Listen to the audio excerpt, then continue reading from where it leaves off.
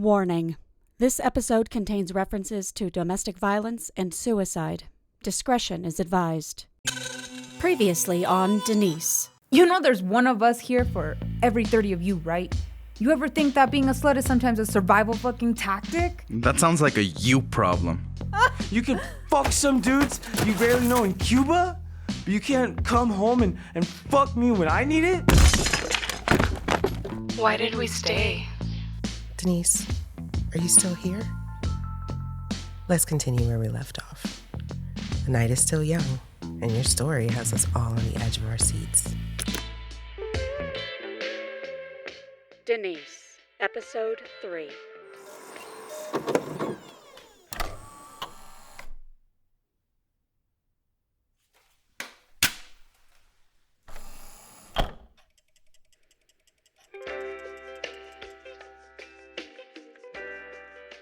The hardest thing I've ever had to do was tell Cody the truth. That's not true. The hardest thing I've had to do was have that abortion when I got back. Don't judge me. Don't you sit there and fucking judge me. It happens. It happens to a lot of people. La vida es una mierda. I guess that's all I lied to. The hardest things are yet to come. It wasn't that night when he beat me. It wasn't escaping after he fell asleep, stealing the car, and hoping that I would never have to see him again. Or that it was all some sort of glimpse into an alternate universe. It was far worse and far more damaging than anyone could imagine. But he loved us anyway. No, he loved you. He never met me. I tried so hard to keep us together. I really did.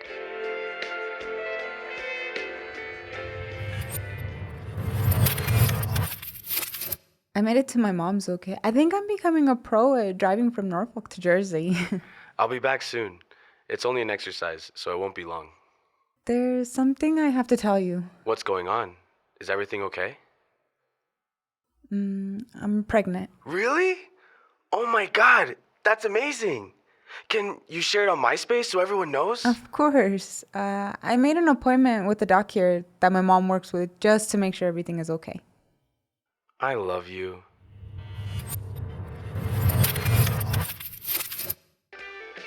Keep yourself tuned in to this side of the dial as Denise unfolds more of her love tale, right after we set the mood with another classic hit.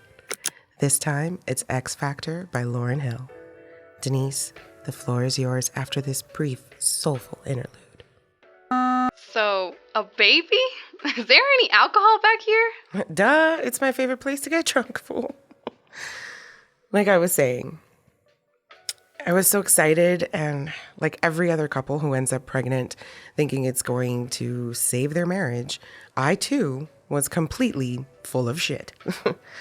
I'd been looking at ultrasounds my entire life. My mom works in IVF. I knew as soon as I saw my little bean that I was going to fall apart and that my relationship was going to implode with it. When? It was only a matter of time. I knew it, my mom knew it, the doc knew it, and for a few long seconds, we all stood there in silence, staring at each other, waiting to see who would break first. My mother raised her hand to her mouth, and upon the beginning of her gasp, time went from slow motion back to live stream. I would miscarry this baby soon, and if my body didn't start that work quickly, things could get really rough. I spent most of the time at my mother's bleeding and wondering why God had chosen to torture me in this way. I knew I deserved it, but did she have to do it in front of my mother? What I didn't know then, that I know now, is that God saved me. She knew what was to come, and she made sure that an innocent child wouldn't have to deal with all that baggage. There was 24 hours of hope for something better. And just as quickly as the excitement filled my heart, it died amongst the violent contractions. Jesus fucking Christ. I didn't say this was easy.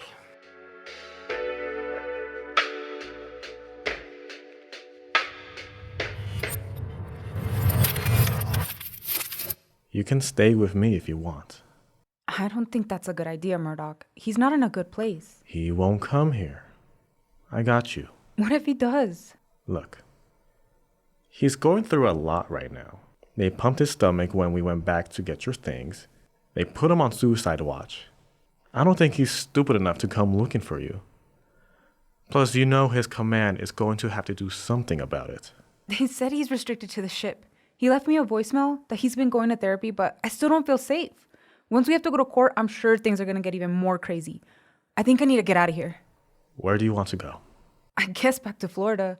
Back to my fucking dad's house. He took all the money out of their joint account, so I have nothing. I don't know what to do, Jason. I don't know. Don't worry. A few of us can get some money together and make sure you get home safe. I know you and your dad have a weird relationship. Weird? You mean shitty, right? Why don't you go to Jersey instead and stay with your mom? It's like choosing between two giant piles of heaping shit. Which one would you rather step in, Murdoch? So Florida it is. Why did I think we were already in Florida back then? How is it that we've avoided talking about this for so long? You know that Murdoch and Jones got me there. Things are a little more blurry now. It sucked because I had to deal with Dad after it all went down. I guess I keep trying to block it all out.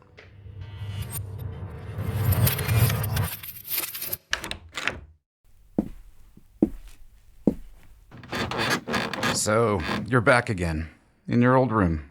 You feeling like a grown-up yet? What happened?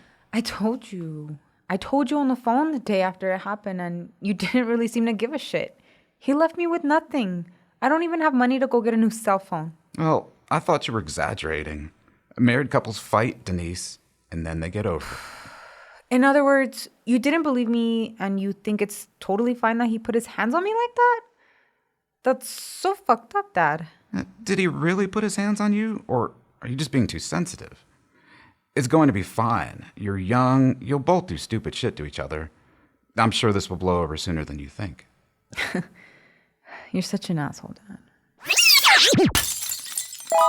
Hey, I'm glad you're online right now. Yeah, it's been a while since we talked. How are you? It wasn't because I wanted to catch up. Okay, well, what's going on? Cody's dead. What do you mean he's dead? He killed himself on the ship. He said he was going to the bathroom, but he went to the line room and hung himself. I'm so sorry. What? Are you on base right now? No, but I think Jones is. Why? Can he go and see what's going on? Maybe give someone the phone so I can talk to whoever's on duty? You know they aren't going to tell you anything. I'm sure the cavalry will be at your house in the morning to give you the news and all the paperwork. I need to know what's going on now. What the fuck? Are you sure? I'm sorry. My husband was the one who found him, Dee. I'm sure.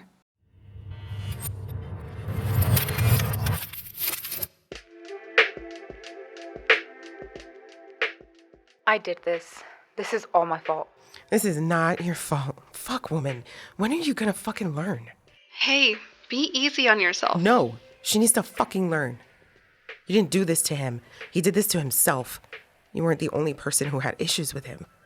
Remember that story he told you about his ex-wife cheating on him with his brother? And all the issues he saw in his parents' relationship?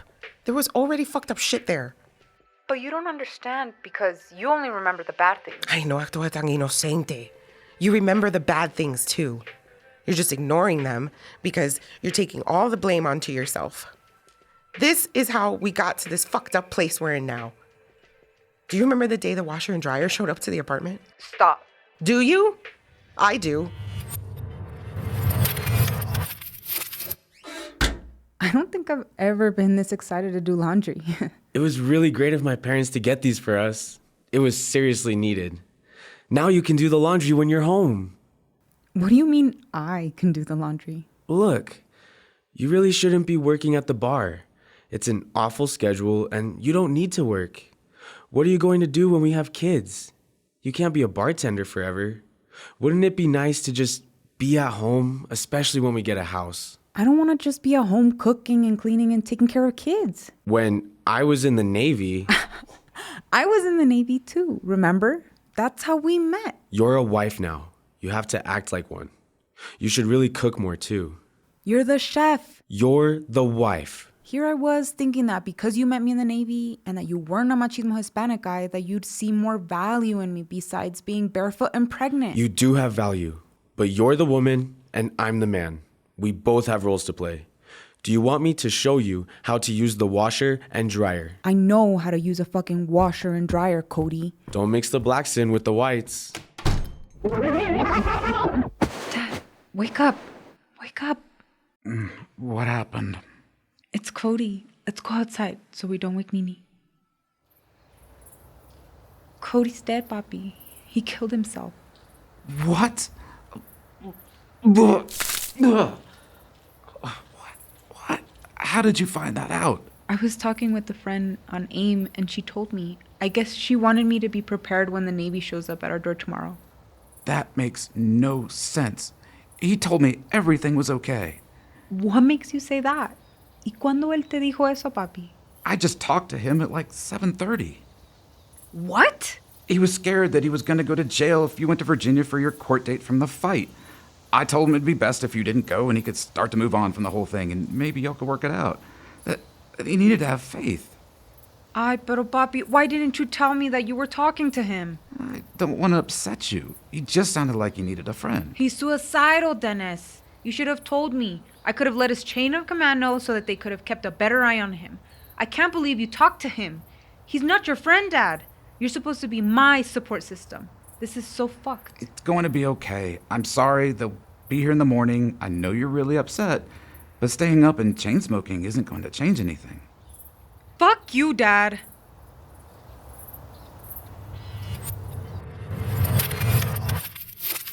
Do you remember the dreams? All of us do. I'll never forget them. I think they were a sign. Where are you? You're like off in the clouds. Shit. Sorry. I was just thinking about this dream I keep having with you. Ooh. Tell me more about these sex dreams you're having. I wish. So, what are these dreams about? Well, you die in all of them. Like, I don't see how you die, but I know you're dead. That's fucking dark. They feel so real. I'm not going to die anytime soon, babe. I guess you really should have gotten a drink instead of that sad vanilla ice cream. My husband died. He chose to no longer be part of this world. I think he died because I broke his heart. Because I gave in to one thing that happily married people should never feel. Lust. Pure lust. Not love, not puppy love, just lust. Just the urges. Just the feel of the breeze, but not the air. Just my own greed and selfishness. Maybe it was because I wasn't what he thought I would be. Maybe it was because we were too culturally different. Maybe it was because when I came back from Guantanamo, I was a completely different person who was carrying a lasting memory of my mistakes. Maybe it didn't have much to do with me at all. Maybe it was about everything in his life all at once, crumbling down in one swoop. I was 25. Even now, he still wants to have that last word. I'll give you a heads up. This shit sticks with you. I end up becoming a raging alcoholic who battles with severe depression like it's a damn tennis match. I'll eventually meet a great guy and we will have a kid, but I'll suffer with postpartum psychosis, which is only made worse by my drinking, so that failed. I never filled the hole Cody left. Time doesn't heal all wounds. It just makes you slowly forget the details, but the feeling, se te pega, it sticks to your soul forever. I was 25. And I was fucking 22. Eventually, I'll forget the sound of his voice. In theory, you'd think that would make it easier. But I will never forget all the other fucked up shit that happened. Never. You and I aren't innocent in this. You aren't perfect either. What's the moral of the story? Tell me it gets easier. It gets better, right? No. I know you can't see it right now, but the future is bleak. People will walk away from this and blame you for everything that happened because you cheated on him. They'll ignore the abuse you suffered. They'll forget the pain you had to navigate through. You will be the villain in a lot of their stories. You will be that woman. The one who was too bold, too loud, too strong, too much. You'll carry this trauma like a damn donkey through the mountains, breaking your back to try to find one sliver of a human being that can see your pain beneath the strength you've had to project and use like armor. The struggle isn't this. This is just the beginning of an existence on this planet that was not designed with you in mind. This is the beginning of your rock bottom and your wake-up call. Your trauma is not a plot point that makes you stronger. You will not be some mythical phoenix that rises from the ashes of this. You've always been strong, and it'll take over a decade, but you'll see that at some point. You'll have to contend with these demons every day and try to break down all the sideways, fucked up social conditioning that surrounds you simultaneously. The life of a woman is full of contradictory expectations. And the life of a Latina woman, don't even get me started. Just remember that these people don't make your experience any less real, any less traumatic. I wish I could stand here and tell you that everything gets better with time, like it's been told to me over and over again so nonchalantly, but I just don't have it in me to lie to myself like most people do. Ponte las pilas, niña, y para de vivir esta vida con tus ojos vendados. Okay, she's gone. You've gotta close this out. I gotta go home and light some candles or give an offering to San Lázaro and get a despojo or some shit. What just happened? Looks like we had a looper moment in the show. Hay tantas versiones de nosotros mismos en una vida. Más de lo que tú sabes.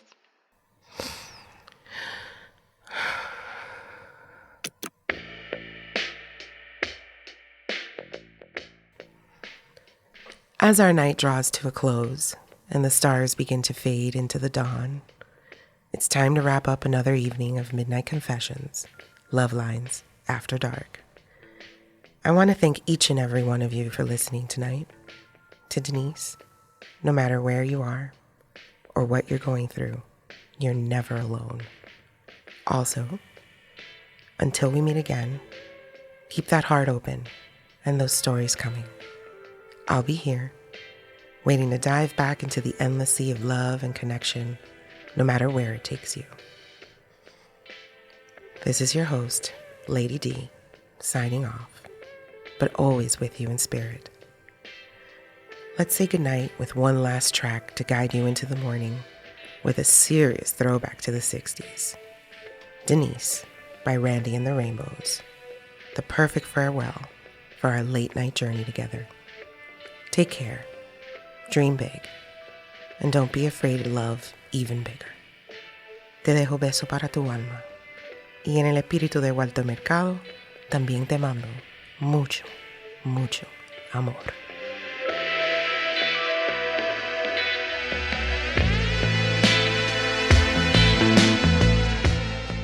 Denise is a flamboyant production presented by Boricuas Unidos en la Diaspora and is based on a true story.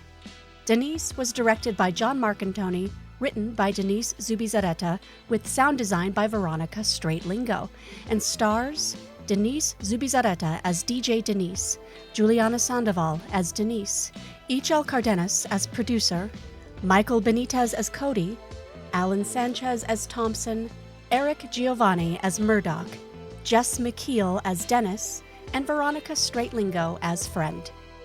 Flamboyant Theater is a performing arts theater in Denver, Colorado that focuses on uniting Puerto Ricans who share the love of music, poetry, theater, and most importantly, the place we call home, Puerto Rico. Please share and leave a review for this show.